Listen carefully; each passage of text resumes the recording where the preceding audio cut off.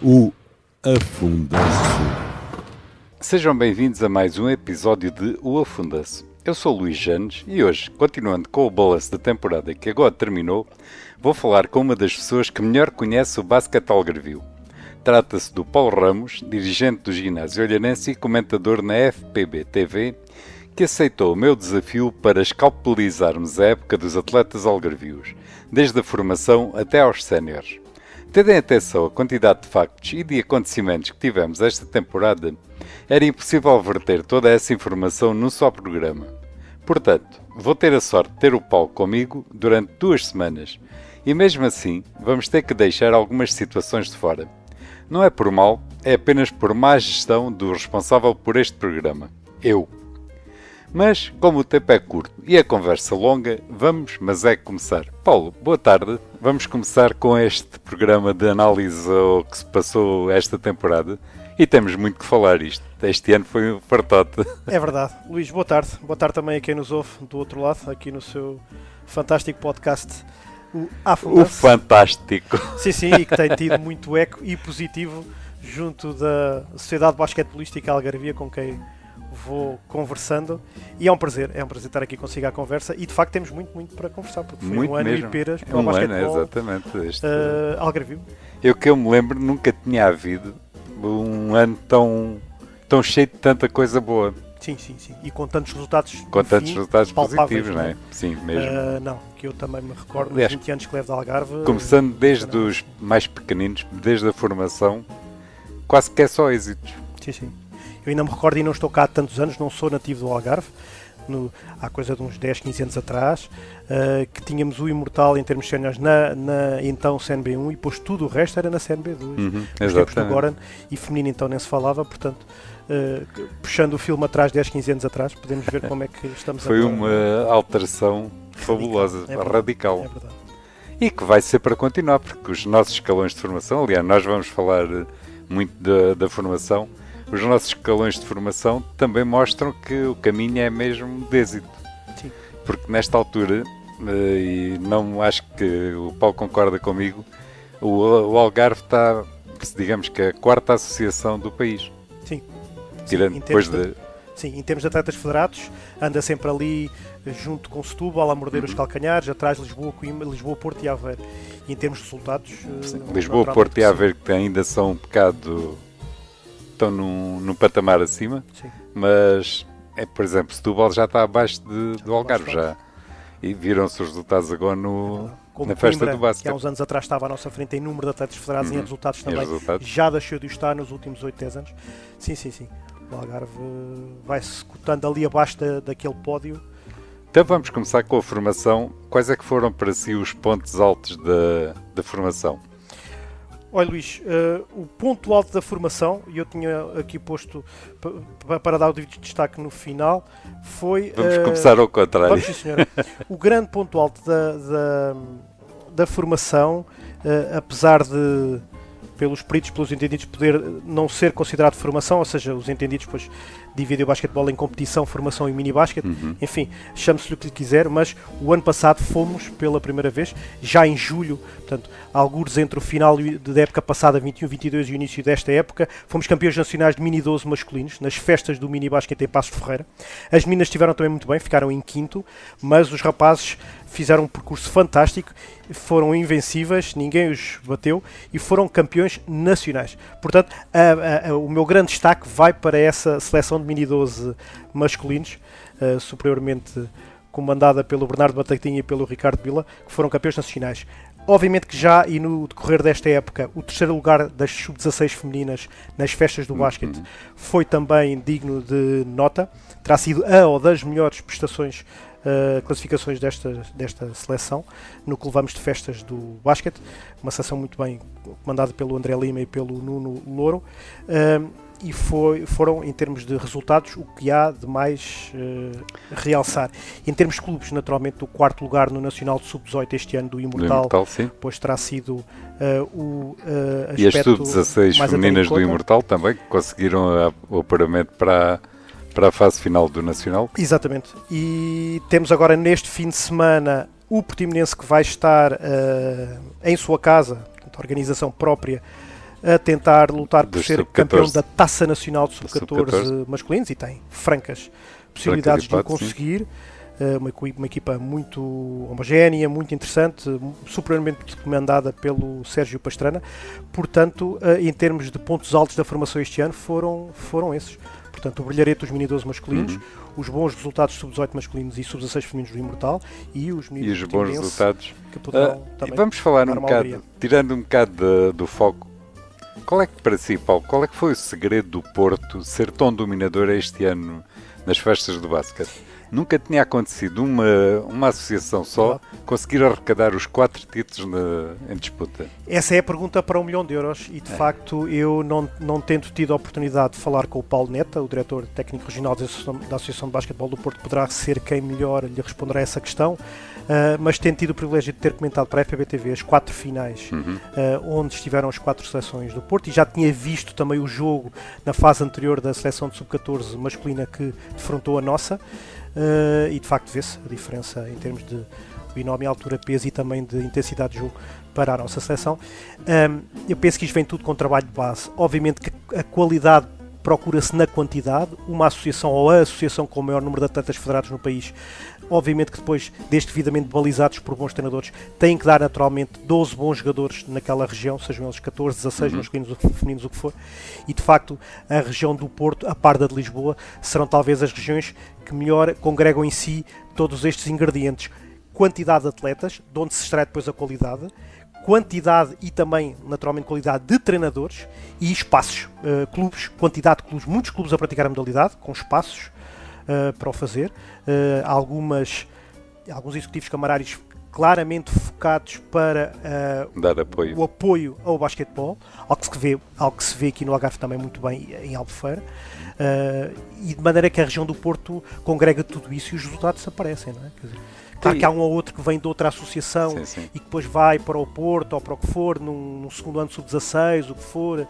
Sim, há um bocado depois de ir buscar os melhores valores de outras associações. O Paulo Caetano que veio do Ginásio Figueirense e tinha vindo do Operário da Lagoa. Mas isso todas as associações basicamente fazem. Mas isso não deslustra nem tira mérito de forma alguma ao excelente trabalho de formação que a equipa comandada pelo Paulo Neta apresentou nestas festas de basquete, em que dominou completamente. Clara, é verdade. Tem acha que nós algum dia conseguimos, nós, a Associação do Algarve, conseguimos chegar lá a esse patamar, tendo em consideração os problemas que temos sempre que enfrentar, uma região muito maior, os clubes muito mais dispersos geograficamente, portanto, menos gente, menos densidade populacional também. Luís, honestamente, eu acho difícil. Eu penso que neste momento o nosso DTR, Orlando Faustino, tem feito um trabalho fantástico ao longo dos anos que leva no cargo, mas em especial desde que abraçámos as festas do basquete aqui em baixo, primeiro em Portimão, depois em Albufeira, e as coisas estão intimamente ligadas. Este boom, esta explosão do basquetebol regional algarvio vem atacado, por arrasto, associado às festas do basquetebol. Eu penso que e ficaria contente se no final da próxima época, estando nós aqui no mesmo sítio a ter esta conversa, pudéssemos estar a falar de ainda mais resultados, portanto, mas eu diria que estamos neste momento, temos a laranja espremida ao máximo, não será fácil apresentar muito mais resultados do que aqueles que temos apresentado até ao momento. É uma região profundamente assimétrica, é uma região com forte sazonalidade no que a população diz respeito. Temos clubes, como é o caso do Ferragudo, que sobe à Liga Feminina, e Ferragudo é uma freguesia do Concelho de Lagoa, com um pavilhão pequenino, ou seja, que as pessoas que lideram o Ferragudo fazem... Esse já lá vamos. Maravilhas para os resultados que apresentam. Portanto, eu penso que muito honestamente será difícil a associação apresentar muito mais resultados do que aqueles que têm apresentado ao basquetebol algarvio neste momento. Eventualmente um CNT masculino ou feminino, da mesma maneira que está no Jamor e em Ponte Sor, se pudesse vir para o Algarve, ajudaria um outro atleta nomeado a vir para cá. Criar um polo, algures... Exatamente, algures por aqui. Mas, de qualquer das maneiras, pode ser que com esta subida do Portimonense à Liga Masculina e do Ferragudo à Liga Feminina, que alavanque depois todo um trabalho de outro nível em termos de formação, que o Imortal já vai fazendo, e que consiga pelo menos alguns clubes da região poderem catapultar as equipas de formação para outro nível que o Imortal já apresenta. Eu estive a falar com o Orlando Faustino por acaso esta semana, no dia do mini basket, E deu uma ideia que um dos grandes objetivos desta direção técnica é conseguir alargar tanto geograficamente mais o espectro do basquete. Porque nesta altura, se formos ver bem, o espectro começa em Olhão e acaba em Portimão. Portanto, há dois lados. Embora estou a ser um bocado injusto com Tavira e Vila Real, que têm basquete, só que é um basquete ainda um bocado incipiente. Eu estive a falar com ele tem perfeita consciência disso, só que é muito difícil porque estamos dependentes de haver técnicos nas zonas onde atualmente o basquete é menos forte. Por exemplo, ele está a querer arrancar com Lagos, que era muito interessante, até porque Lagos é uma cidade que merece e que já justifica ter uma equipa de basquete. Só que não há ninguém a trabalhar no basquete. Há basquete escolar, só que não conseguiram transpor para a parte federada. Esse era um dos caminhos, sim, não é? Esse deverá ser um dos caminhos e é aquele que mais realisticamente poderemos almejar e que o Orlando poderá almejar, que é alargar, homogeneizar a dispersão geográfica do basquetebol na região. Poder alargá-lo não só para os lados como para cima também, ter polos, porque não em Algesura, em Monchique, em Alcotinha, em São Brás, que eles estão a trabalhar bastante. Em Silves, portanto, não só no litoral, mas mesmo a nível do litoral, alargá-lo a Lagos, consolidar Tavira, consolidar Vila Real Santo António, que em tempo esteve todos os escalões e com algum êxito poder... E tem um pavilhão belíssimo. Fantástico, exatamente. Fantástico, poder também o de Vila Nova de Cacela e mesmo Cacela, o de Vila Real não é mau. Poderem eventualmente ter ali alguma sinergia de forças e depois tem os nossos Vila Real de Santo António, tem os nossos vizinhos que são só a maior potência europeia de basquete. De maneira que, mas de facto conseguíssemos, até porque Lagos não foram há muitos anos, eu tive o prazer de ter sido adjunto de uma seleção de sub-16 masculina regional com o José Viegas de Sousa de Olhão em 2006, 2007, ainda nos tempos de Portimão, e a fase final desse ano do Regional de Sub-16 foi em Lagos, num pavilhão fabuloso, com excelentes condições ali junto à piscina municipal. Eu conheço esse pavilhão. De facto, agora falta é o mais difícil, que é o enquadramento humano, ou seja, sabemos que esta modalidade é muito fechada em si, ou seja, 90% de nós que estamos na modalidade estamos-lo porque de facto os pais ou alguém da geração superior, pais, tios, avós, o que for, nos fez penetrar pela modalidade. Portanto, a capacidade de penetração de miúdos que não estejam ligados ao basquete e que não comecem logo nos minis é baixa. Ainda é baixa. É baixa.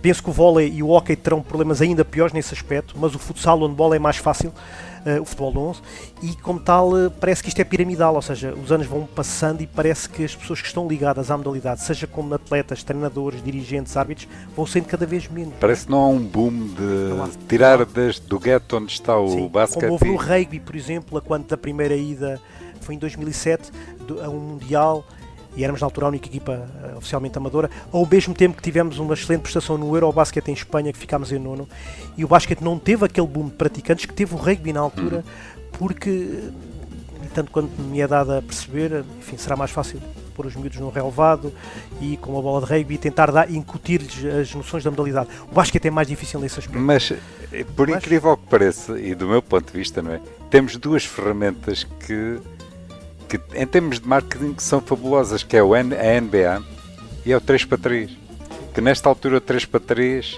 acho que é o desporto que mais puxa a juventude. É verdade, e eu que não sou, já sou de outras gerações, enfim, já tenho 45, começo agora a perceber um bocadinho do que é o 3x3 e é o meu filho que me vai indicando as regras da modalidade. É giro, porque eu sempre joguei 3x3. Sim, de modo informal, é um facto também. Mas com as regras exatamente iguais às que temos agora.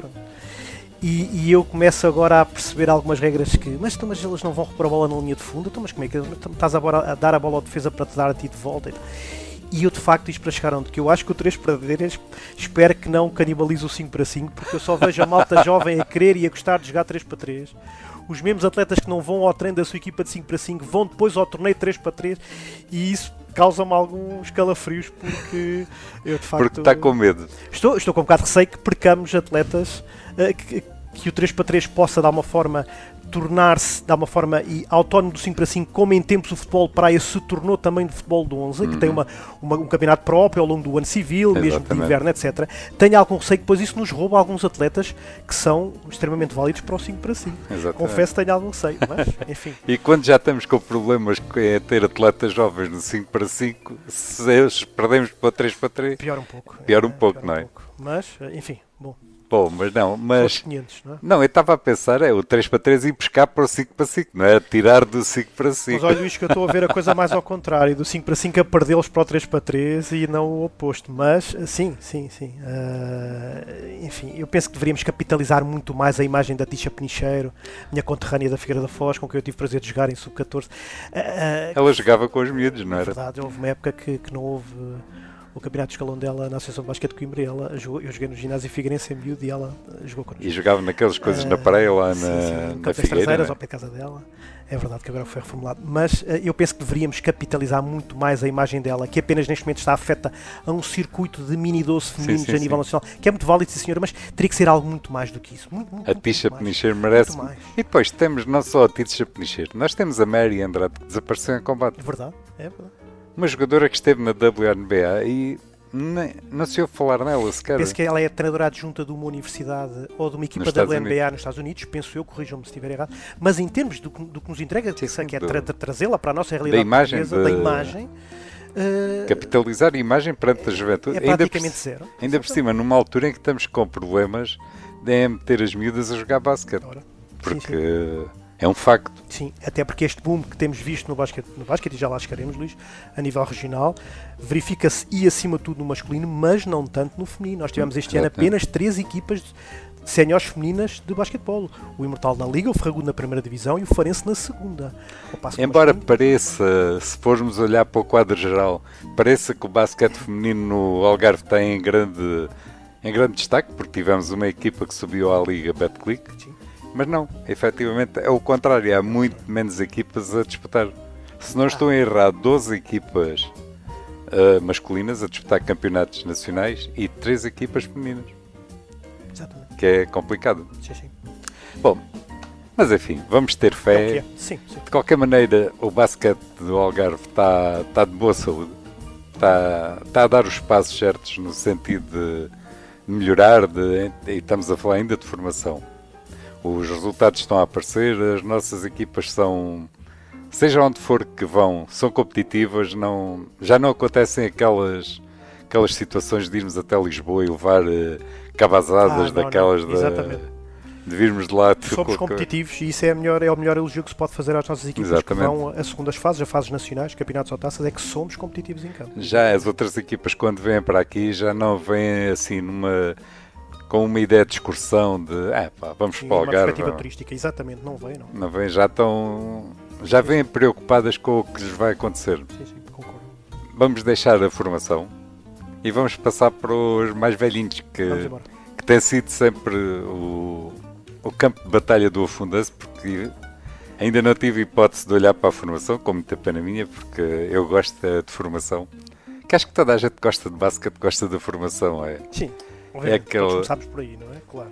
O problema é que o Afundanço é uma pessoa só, mais a esposa, daí que não seja fácil. A minha diretora de marketing, exatamente. Não é ainda, da ubiquidade não é ainda possível. Paulo, vamos começar.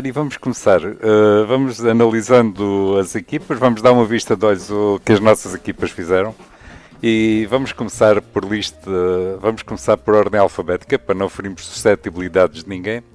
Vamos começar pelo Bom Joanense, a segunda equipa de Faro, chamemos-lhe assim. Como é que o Paulo viu a prestação dos Bom Joanenses? Os Bom Joanenses, um clube já muito tradicional, antigo. Muito antigo, da cidade de Faro, reativou a sua equipa de séniores masculinos há 2 épocas, portanto esta foi a sua segunda época com séniores masculinos. Está na divisão de baixo, na segunda divisão masculina, que corresponde à nossa quarta divisão, exatamente. Liga para a Liga Primeira e Segunda Divisão.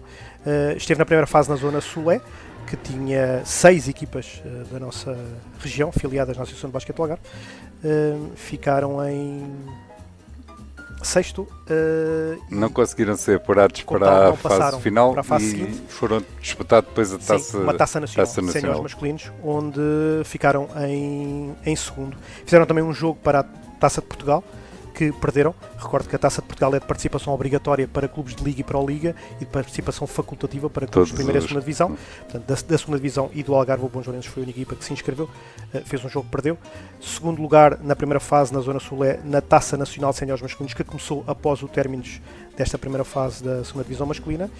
E pronto, eu tive a oportunidade de conversar bastantes vezes com o treinador da equipa, com o Tiago Teixeira, e de facto as dificuldades eram mais que muitas, no sentido em que a constância da assiduidade dos atletas aos treinos, enfim, completamente, uma equipa completamente amadora, altissimamente amadora, com dificuldades para ter 10 em treino, com as dificuldades logísticas associadas a um clube que está a começar com esta dinâmica de séniores masculinos. E daí que, pronto, um clube muito mais vocacionado para a formação. Sim, até para a formação de base, formação e mini-basquete. Aliás, é um clube que vai agora organizar em julho uma das grandes eventos do basquete algarvio, que é o Mini Basket Cup, que é um torneio bastante interessante. Sim, de nível não só internacional nacional, como até ibérico e internacional, e que tem vindo a melhorar e a aumentar ano após ano. E de facto é aí que se vê claramente que o clube centra as suas atenções, também dos seus parques recursos humanos, como qualquer outro clube que não seja dos três grandes, tem sempre dificuldade nos enquadramentos humanos, e o Bonjorense não foge à regra, e como tal procuram centrar as suas atenções na formação e na formação de base no minibasquete. Sim. Portanto, do meu ponto de vista, eu tinha feito aqui uma listinha, eu escrevi muito menos do que o Paulo, escrevi só com o período dentro do esperado, que acaba por ser um bocado aquilo. Sim, que... dentro do esperado, não seria expectável que o Bonjorense conseguisse fazer não serias, quando muitos eventualmente conseguirem passar à segunda fase da segunda divisão, mas eles têm problemas com os jogadores, há um jogador deles que é estrangeiro, é Letão ou uma coisa assim, que é comissário de bordo, que há muitos jogos em que não consegue, e é um jogador muito alto, faz a diferença. Quando ele está, o jogo corre de uma maneira, quando não está, corre de outra. Portanto, os problemas inerentes a uma equipa amadora. Sim. E do basquete. Sem dúvida. Portanto, vamos passar para o Clube de Basquete Albufeira, que tem duas equipas nos campeonatos nacionais. A equipa principal que disputou o Nacional da Primeira Divisão e os Sub-23 que disputaram o Nacional da Segunda. Vamos começar pelos mais velhinhos. Sim. O que é que o Paulo achou da prestação deles? Eu achei que eles estiveram muito bem. Eles estiveram na Primeira Divisão, juntamente com a Imortal e o Farense. Terminaram a primeira fase em quinto, fizeram 14 jogos, 6 vitórias, 8 derrotas. Não passam à segunda fase ao grupo de promoção de subida pelo Sexta Varados por uma derrota em casa. Execo com o Montijo, e o Montijo ganhou-lhes os 2 jogos, portanto a partir teriam que ganhar mais, ou seja, por meio ponto, por digamos, que não passam à segunda fase, à fase de subida, mas depois na segunda fase mostram a sua valia, tendo ficado no grupo Mantença o Sul e tendo ficado em primeiro com 7 vitórias e 1 derrota. Portanto, uma equipa que faz 22 jogos, 3 vitórias, 9 derrotas. E uma derrota no último jogo, no penúltimo, se não estou a errar, quando já estava tudo mais que decidido. Não é?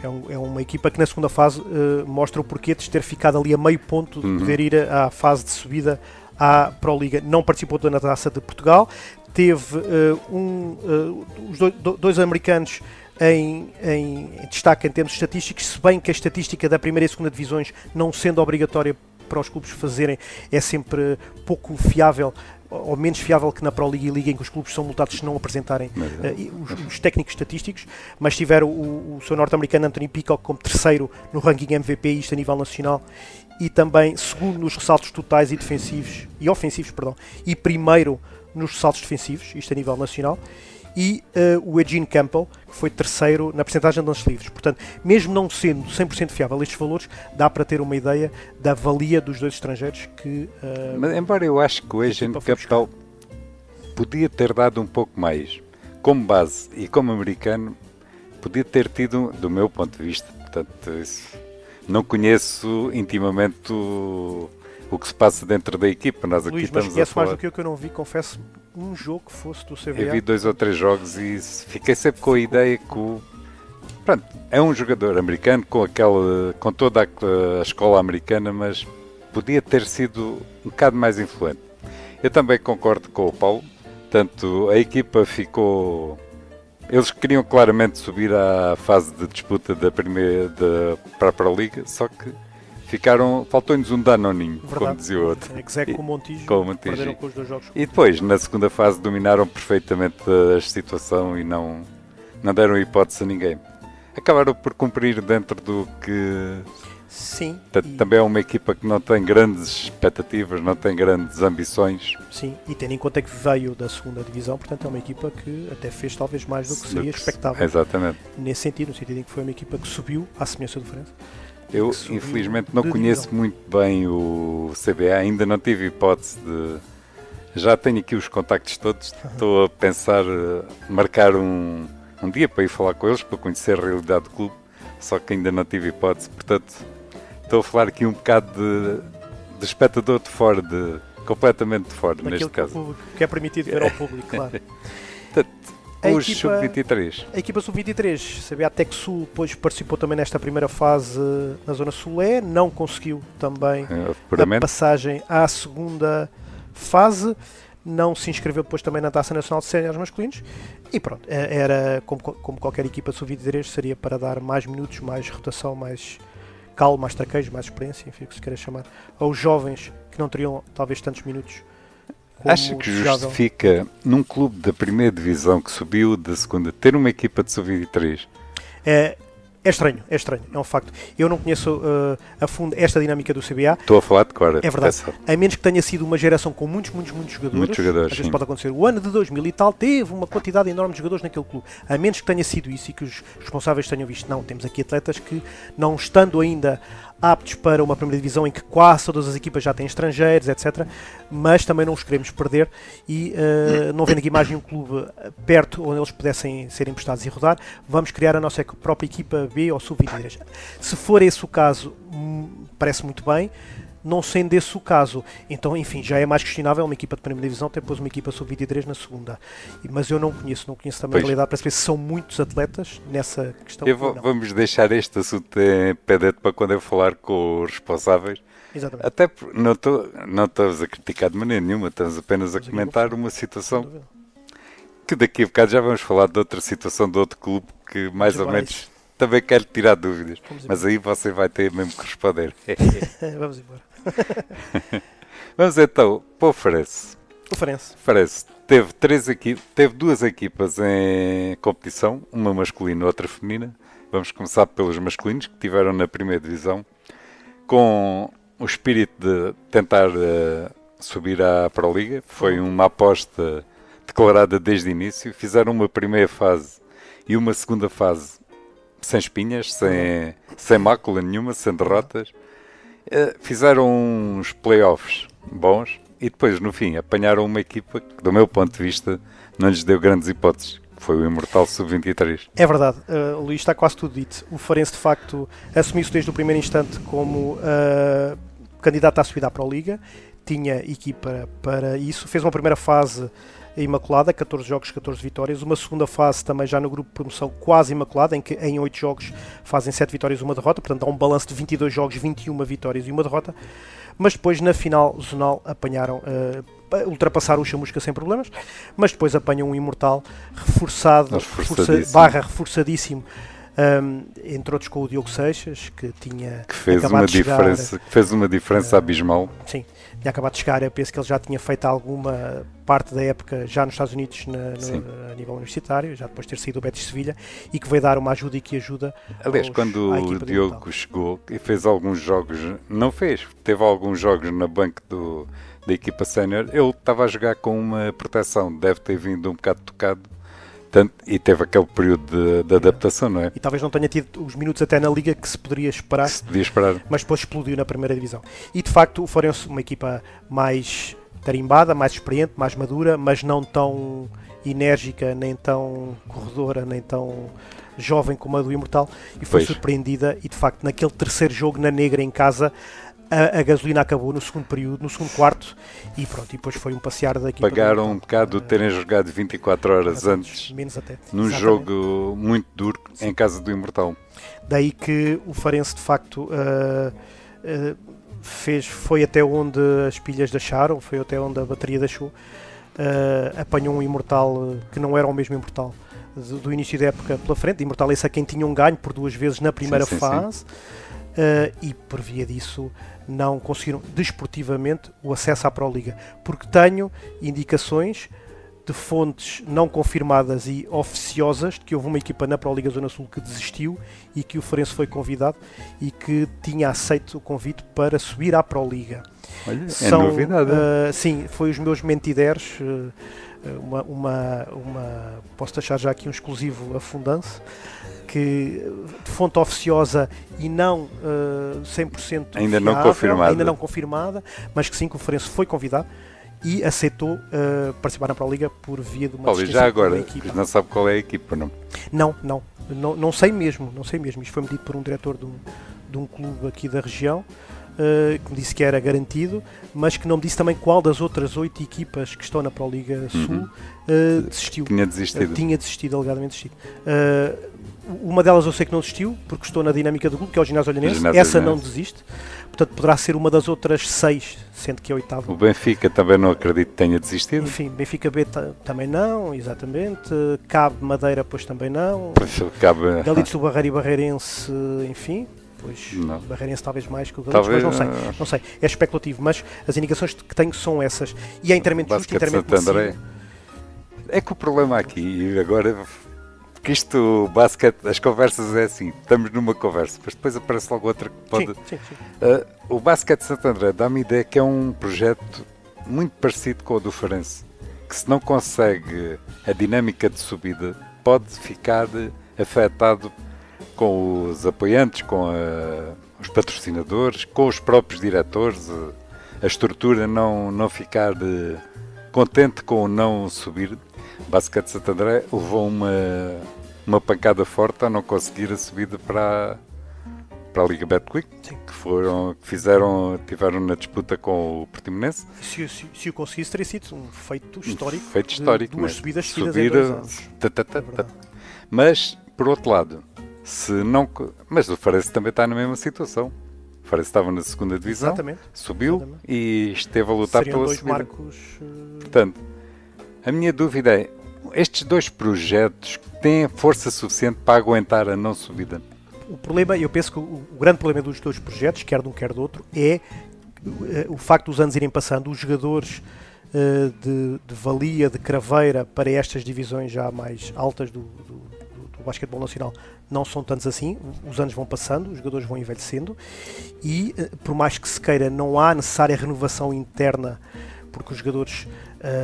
os que têm mais potencial acabam por se esvair e por irem para outras latitudes do país, e se as equipas não subirem de forma mais ou menos meteórica, porque depois à medida que vão subindo podem depois também complementar o plantel com o maior número de estrangeiros, e esses são mais fáceis de contratar, depois é difícil, se o jogador A, B ou C se retira da modalidade, ok, eu vou olhar para a minha formação e quem é que eu tenho com aquela valia para subir, e penso que quer BSA, quer qualquer clube do Algarve, não é só o Farense, tem esse problema. Vamos falar especificamente do Farense. O Farense tinha uma equipa base que não é base de Farense. Portanto, são dos jogadores que vieram de fora. Sim. Tem 2 norte-americanos, um deles que é essencial, que é o Marcos Terry. Tem um jogador que veio que acho que a formação dele foi em Faro, que foi o Rafael, que esteve a jogar no Ginásio Olhanense. E que depois saiu do ginásio para vir para o Farense para conseguir criar foi um dos mentores deste projeto, mas que não é um jogador novo. Tem o Renato Ribeiro, que veio de fora. Tem agora está-me a falhar o nome daquele jogador... O base Miguel Toreia, do Barreirense, o Rodrigo Figueira, que depois de alguns anos... Sem jogar, voltou outra vez, identificou-se com o projeto do David Custódio e regressou à modalidade também. Mas que também, em princípio... Sim, é uma equipa com... Depois tem um outro atleta, já vamos falar disso, 2 atletas que foram à seleção sub-20, sim. Que poderão ser... Que terá que passar por eles, naturalmente, esta renovação... Mas será que um deles é o Guilherme Santinhos, que veio do Imortal, embora a formação deles inicial tenha sido Farense. Ele, em princípio, é tranquilo que vai ficar aqui. Mas o outro jogador veio de Vila Real. Gonçalo Moraes. E será que ele vai ficar... É do Norte. Pois. Será que ele vai ficar... Esse é um jogador interessante. É um jogador diferenciado. É um jogador alto, para extremo. E de 20 anos faz um bocado de complemento dos outros jogadores. Eu tenho um bocado de medo que esta equipa perca um bocado aquele elan que está criado. Embora eu acho que é muito importante o Farense não ter subido, se não subiu, se isso não aconteceu, que permite-lhe respirar e preparar melhor a próxima época. Portanto, há os dois pesos, há os dois. Sim. Depende do que é que os seus diretores, do que é que a sua equipa, a estrutura diretiva e de quem, enfim, sponsoriza a secção, pensa se quer algo mais sustentado, não tão dependente do imediatismo de resultados e um processo mais solidificado, ou se quer algo mais galopante que coloque a equipa nos patamares que têm mais visibilidade, naturalmente, para a Liga e Liga, num curto espaço de tempo.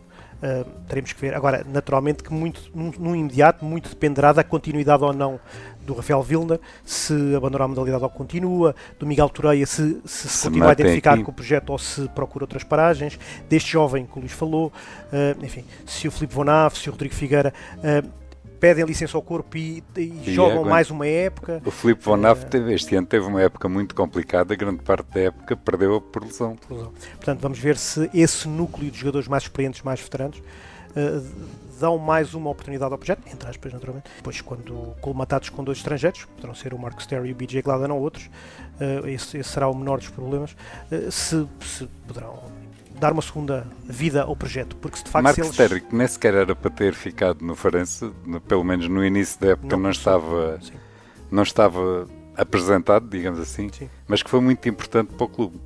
O outro americano, que foi um jogador que já esteve em Olhão, e do meu ponto de vista acaba por não ser decisivo, falta um bocado de... podia dar um bocado mais à causa, digamos assim. Sim, Luís, eu não tive a oportunidade de ver tantos jogos quanto quereria da equipa do Farense esta época, vi apenas os dois, o segundo e terceiro jogo da final com o Imortal, e o feedback que me deram foi esse. Eu dei um feedback muito, muito positivo ao treinador David Custódio quando da intenção do clube em contratar o BJ Gladden, pelo feedback que tínhamos tido dele a época passada, e de facto depois disseram, mas ele este ano não está a render aquilo que tu estás a dizer e o expectável que seria, e de facto foi, enfim, eu que o conhecia e sei o que ele nos ajudou, o quanto ele nos ajudou a época passada, com aspectos mais visíveis para o público e outros não tão visíveis em termos de balneário, etc.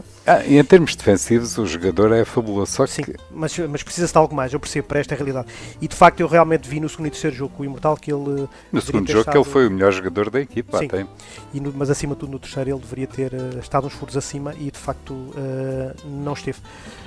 Mas pronto, os estrangeiros é sempre o menor dos problemas, Luís, no sentido em que há uma mole imensa de potenciais jogadores que possam vir. O problema é sempre os jogadores nacionais que vão envelhecendo e que podem querer pendurar as botas ou querer baixar de divisão para não ter um compromisso tão grande com aquele que aquela divisão pede em termos de quilómetros, horas perdidas, etc.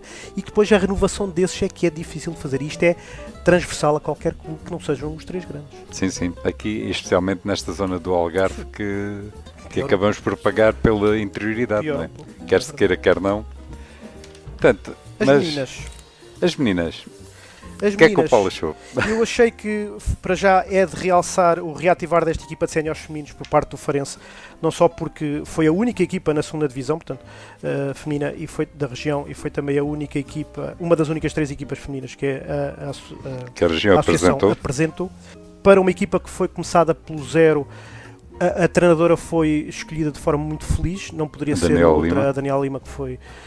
que já tinha todo um longo passado no clube, no Farense, que entretanto nas últimas épocas tinha estado em Albufeira, mas de facto é como às vezes os realizadores dizem, eu tinha pensado naquele ator para aquele filme, não é? No sítio certo. E a Daniela foi a personagem indicada, a treinadora indicada para aquele projeto, e de facto para uma primeira época, e tendo em conta que não houve estrangeiras contratadas, foi a prata da casa e pouco mais, não seria expectável fazer-se mais. O Farense fica em segundo na primeira fase com 8 vitórias e 2 derrotas, fica em terceiro na segunda fase com 6 vitórias e 4 derrotas, portanto faz 20 jogos, 14 vitórias, 6 derrotas.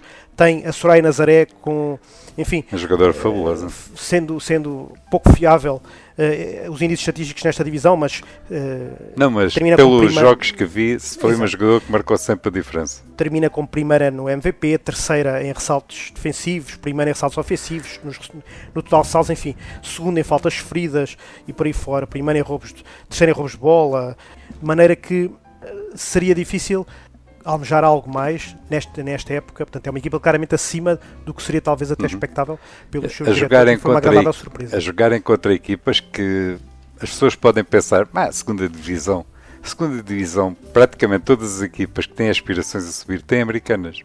Exatamente. E o Farense estava a jogar contra equipas da zona de Lisboa e da zona de Setúbal, que têm muito mais hipóteses de contratar jogadores experientes portuguesas. Claro. E depois, enquadradas com americanas, mesmo que não sejam de grande qualidade, porque estamos a falar da segunda divisão, fazem diferença. Fazem toda a diferença.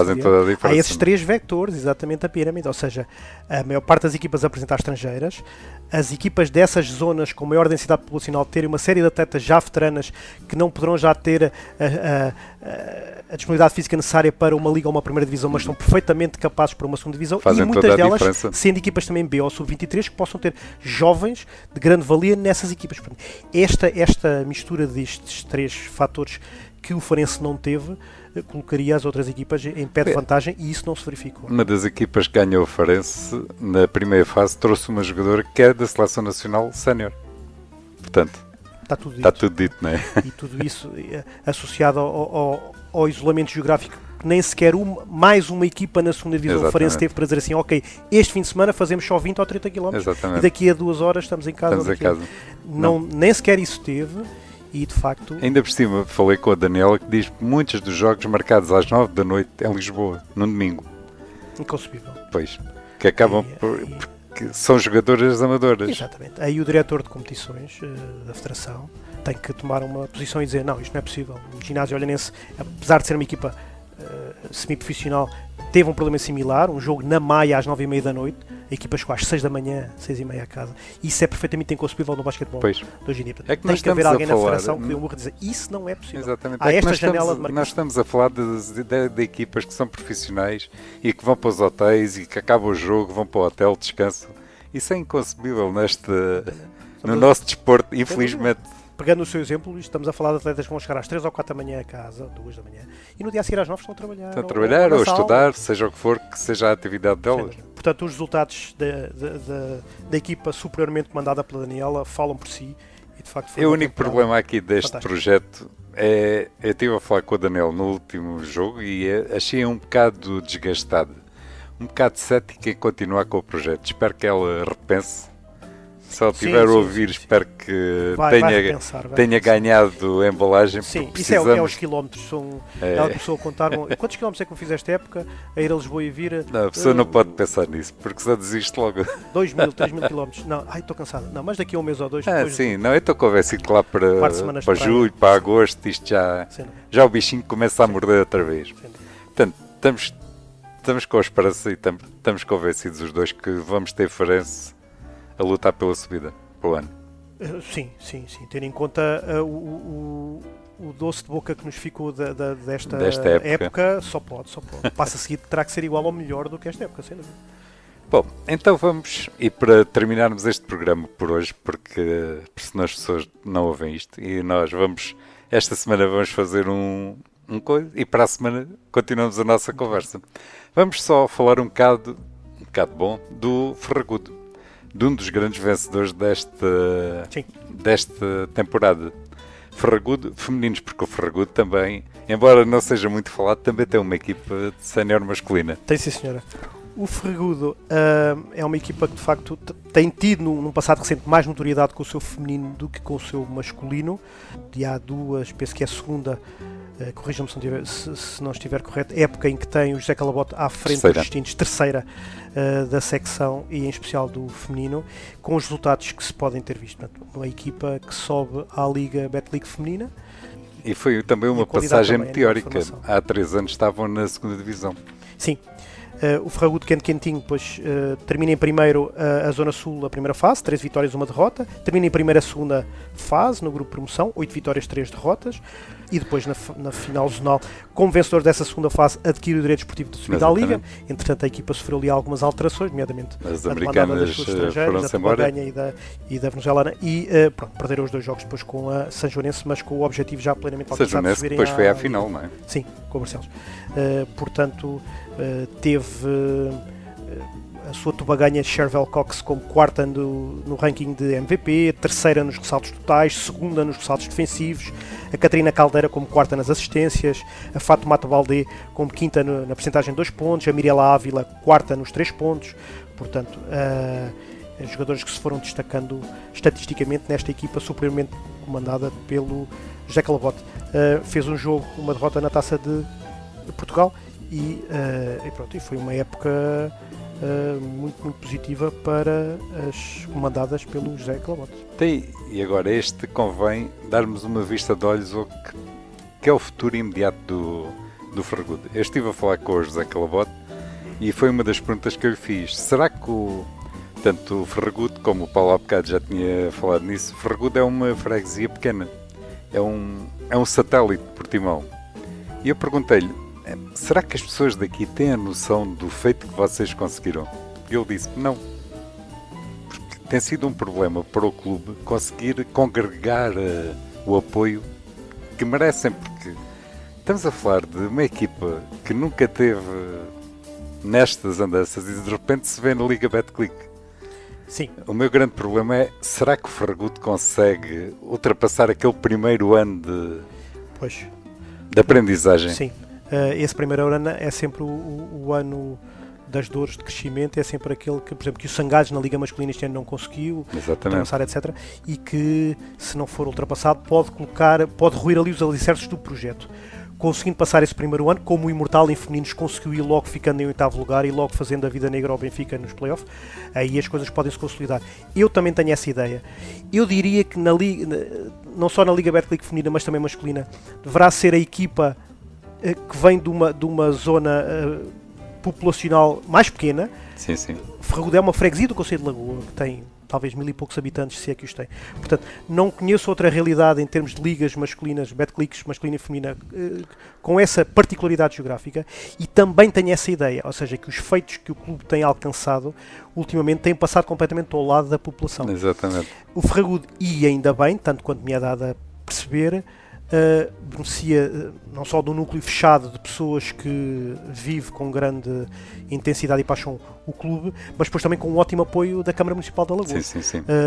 E isso faz com que o clube respire e consiga chegar a estes patamares. Porque um dia que o executivo camarário mude e que as expectativas do presidente possam ir para outras modalidades. Mas agora já estamos a falar de uma Liga Betclic que já tem uma visibilidade. Sim. Exatamente, mais é um projeto que não pode apenas depender do apoio camarário, não é? Tem que os diretores têm que pôr as pernas ao caminho e irem à procura de um apoio sólido, apoios financeiros do tecido privado empresarial da região, porque senão vão passear à Liga e vão descer, e isso não é isso que se pretende. Um dos grandes problemas do Ferragudo para mim, que acaba por ser um problema para o basquete, é que subiu o Ferragudo e subiu o Portimonense, numa zona que se calhar os apoios vão ser transversais aos dois. Sim. Embora as câmaras sejam diferentes, tanto o Portimonense é da Câmara de Portimão e o Ferragudo pertence à Câmara de Lagoa, mas os dois distam, 5 km, 6. Podem-se canibalizar, não é? Pois. E é isso que não quereríamos, não é? Vamos ver. A tradição tem-nos dito que, quer em termos de apoios, quer em termos de diretores, quer em termos de treinadores, o basquete feminino tem tido poucos pontos de conexão com o masculino. Os treinadores de alguma forma vão se fixando àquele género, sim. Poucos treinadores vão saltando, os patrocínios também, os próprios clubes, são realidades Quinta diferentes. de Lombos, CPN, etc., são realidades diferentes, de maneira que e o que eu quero mesmo que aconteça no início da época, finais de agosto e início de setembro, é que haja 3 ou 4 sponsors para o Ferragudo em femininos, que sejam diferentes dos 3 ou 4 que o Portimonense vai ter que ter, porque de facto aquelas 3 ou 4 empresas identificam-se mais com o projeto feminino apresentado pelo Calabote e as outras identificam-se mais com o masculino apresentado pelo Carlos Almeida, ou pelos diretores do Portimonense. E de facto projetos que sejam complementares e que não se canibalizem um ao outro, porque senão o pior que pode acontecer é na época 23-24 temos o Portimonense na Pro Liga outra vez e o Ferragudo na primeira divisão feminina outra vez, e é isso que não queremos. Mas na Portimonense já lá vamos, e em relação ao Ferragudo ainda vejo outro problema. Eles vão ter que reconstruir a equipa praticamente de raiz, porque apesar de terem sido campeões regionais de sub-18, e segundo as palavras do José Calabote, tanto os quadros humanos que vêm das equipas de formação não são suficientes para aguentar a pancada, digamos, chamemos disso. Portanto, vai ser um problema acrescido, que espero bem que eles já estejam a tratar disso, não é? Sim, vai implicar contratar mais jogadoras de fora, não só as 3 estrangeiras que os regulamentos permitem, mas depois também o tem que ir contratar jogadores portugueses, não é? Contra a Tarimba, que no imediato garanta pelo menos a permanência da equipa na Liga.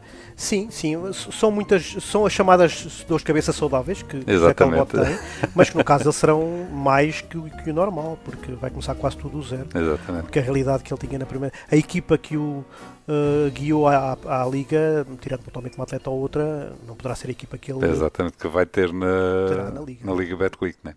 Mas temos esperança. Temos esperança, não é? Sem dúvida.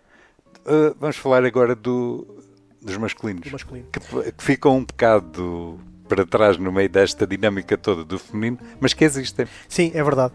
O caso do Ferragudo, com mais meia dúzia de casos a nível nacional, lembro-me assim de repente da União Esportiva em São Miguel, mas mais um outro caso, são as exceções à regra, ou seja, são equipas masculinas séniores que estão na sombra da notoriedade dos femininos. O Ferragudo em masculinos militou na segunda divisão masculina, nesta zona, primeira fase, esta zona sul-é, juntamente com mais outras 5 equipas da nossa Associação de Basquete. Não conseguiu também a passagem à segunda fase e inscreveu-se na Taça Nacional Séniores masculinos, também com o Bonjonenses, e ficou em segundo, naquela primeira fase zona sul-é. Depois a competição partia para meias finais entre os primeiros de cada zona, acaso, etc. Mas eles ficaram em segundo porque ganharam o Bonjonense no último jogo no Ferragudo.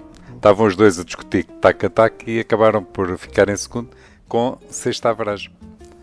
De maneira que, pronto, uma prestação, enfim, mais modesta. Sim, digamos. de uma equipa que não tinha grandes aspirações. Sim.